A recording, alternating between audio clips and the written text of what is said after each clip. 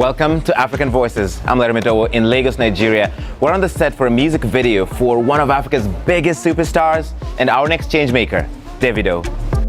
I'll tell you about what started his 11-year reign in the continent's music industry, as well as his growth into becoming a global sensation.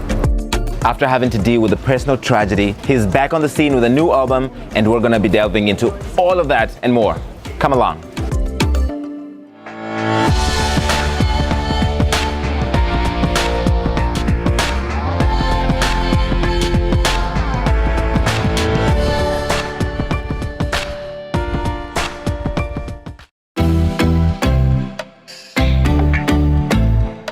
I'm Africa's biggest superstar. It's your boy Davido, and I'm a change maker.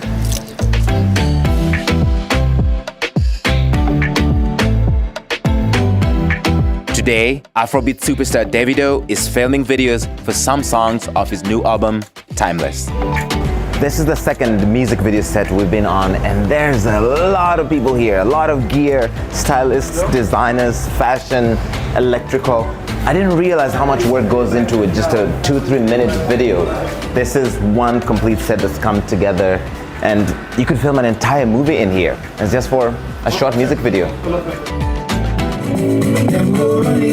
Timeless is the 30-year-old's fourth studio album since he ventured into music 11 years ago. We all have the choice to do this in our own time.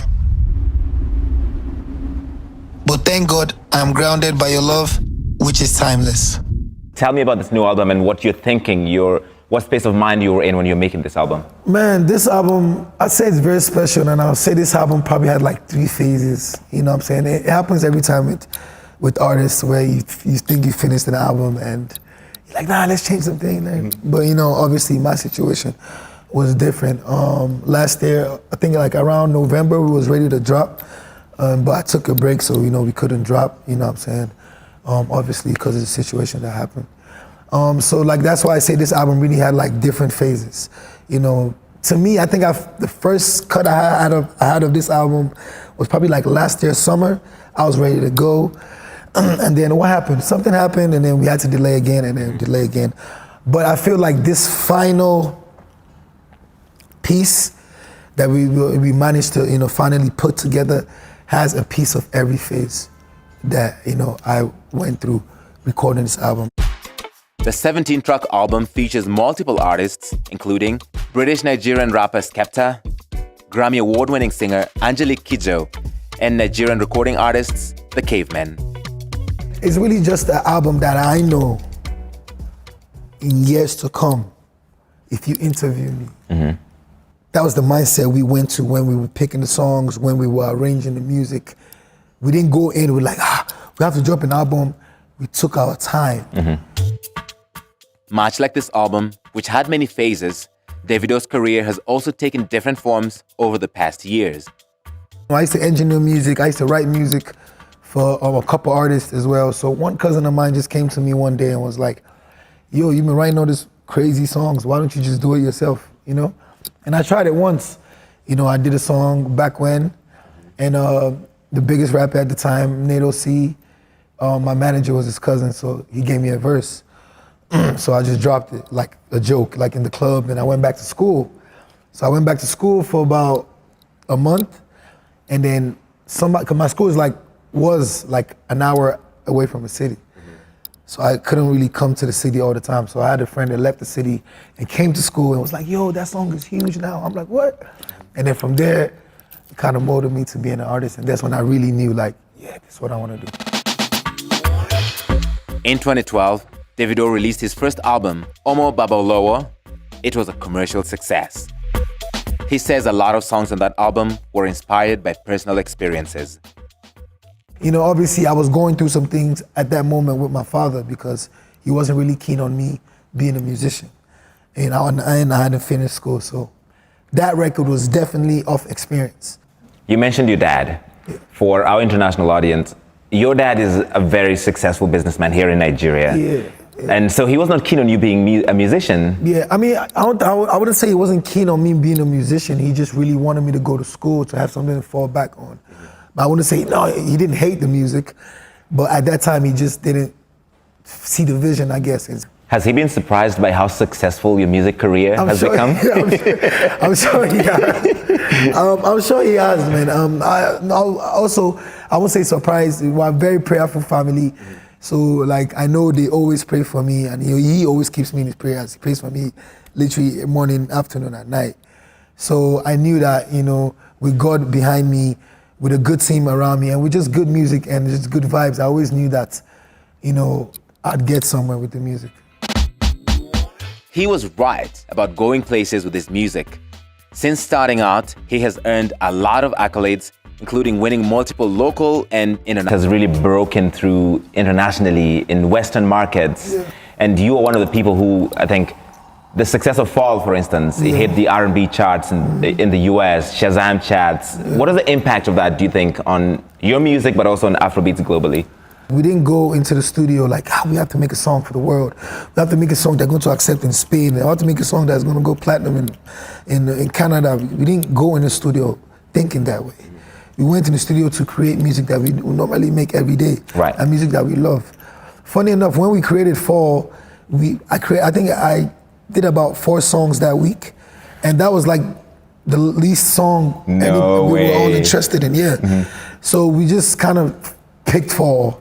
You know what I'm saying? We shot the video and it came out today, one of my biggest records. So it's just like, you can't go in there thinking like, there's a way to do this. There's a certain way you have to sing. There's a certain way you have to, you know what I'm saying, to get the validity of the Western world. Next, Davido opens up about how grief impacted his latest body of work.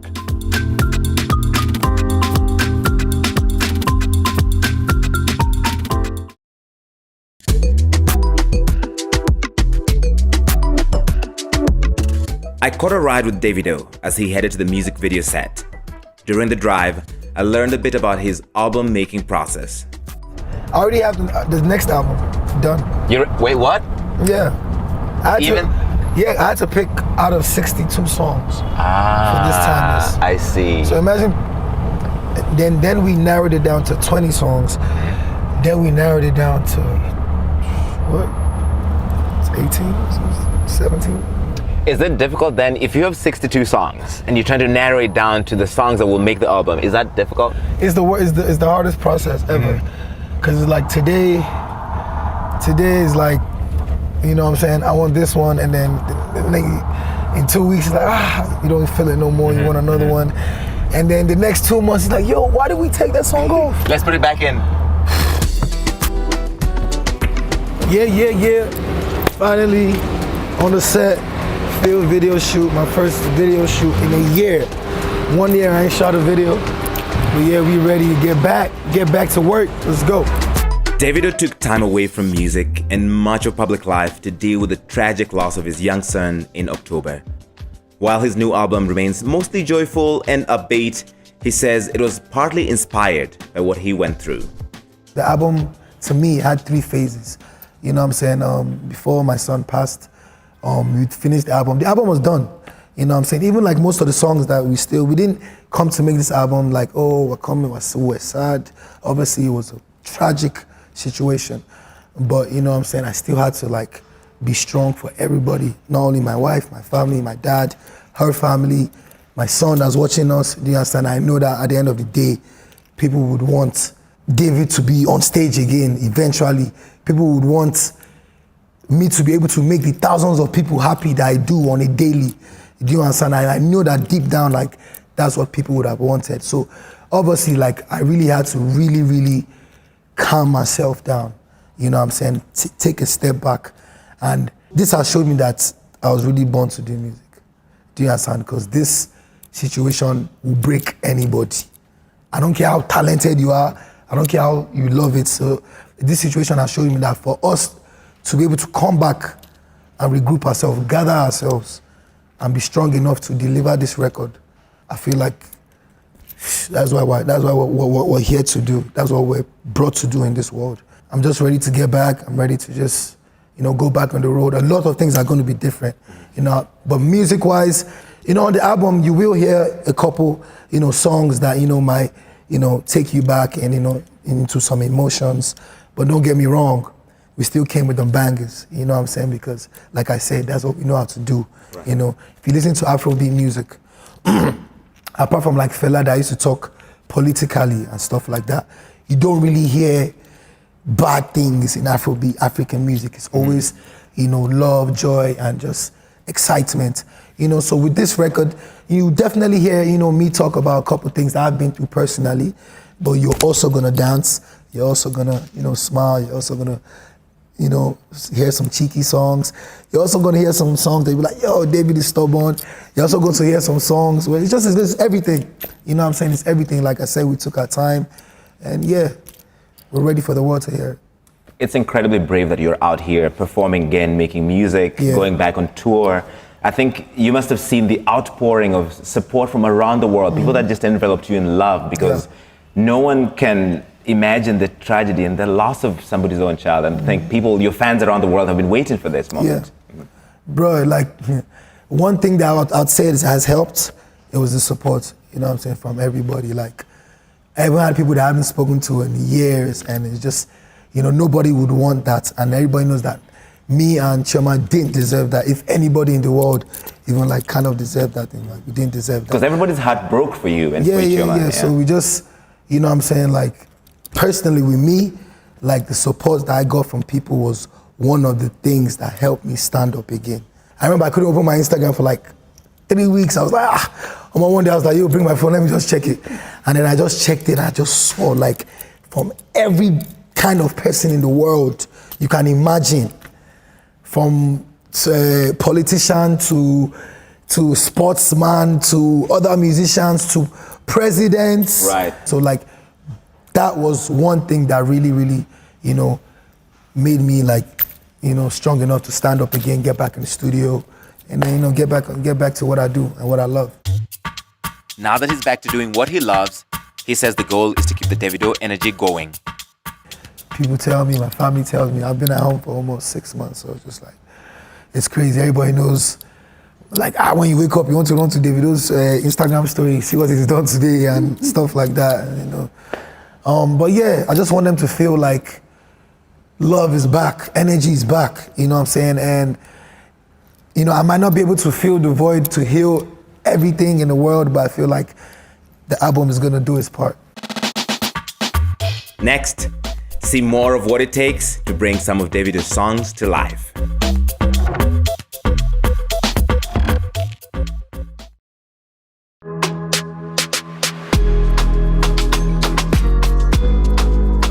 Nigerian afrobeats megastar Davido is shooting music videos for his new album, Timeless. It's an elaborate production, and it's all hands on deck for the crew working to make sure the shoot goes well.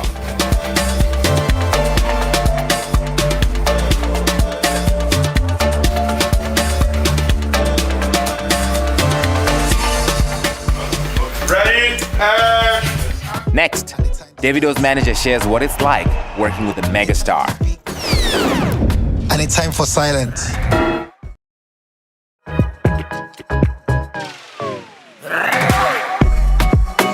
Since returning full-time to public life, American-born entertainer Davido has already hit some career milestones. In December, he made history as the first Nigerian artist to perform on a FIFA World Cup stage. Performing at the World Cup, that was a massive show, huge audience globally, and that was the first time people had seen you perform after a while. What was that like? What was going through your mind? Man, I was just focused on delivering a good show, because it was a big opportunity. You know what I'm saying? It comes once in a lifetime. Mm-hmm. First of all, delivering the show. Second of all, representing. I was working, me and Mental Games, but he was really, you know, representing France. So I was like kind of the only African representing. So I knew that I had a whole load on my shoulder.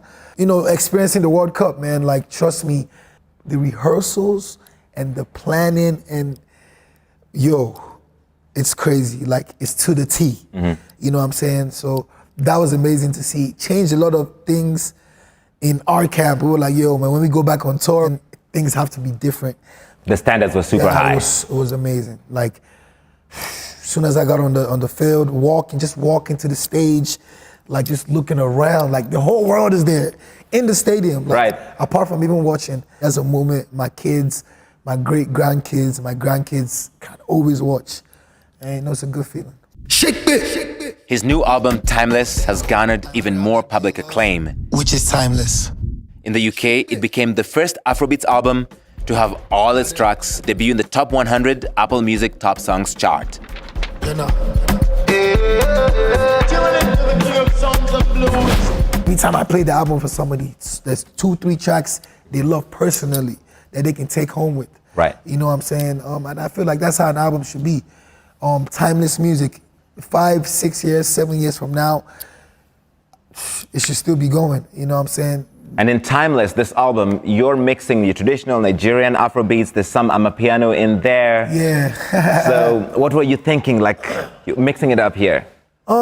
It wasn't really a thing of mixing it up. It was just like people that we worked with. I love amapiano. Like, I was like one of the first Nigerian artists really dabble in amapiano. Mm-hmm. You really embraced it. Yeah, shout out to Foka. But yeah, man, I love, South Africa has always been there to me. Mm-hmm. You know what I'm saying? It was one of the countries that really embraced my music. You know what I'm saying? I remember going out there after having just like 2 songs. I went on a tour. Shout out to amapiano. The sound is going crazy right now.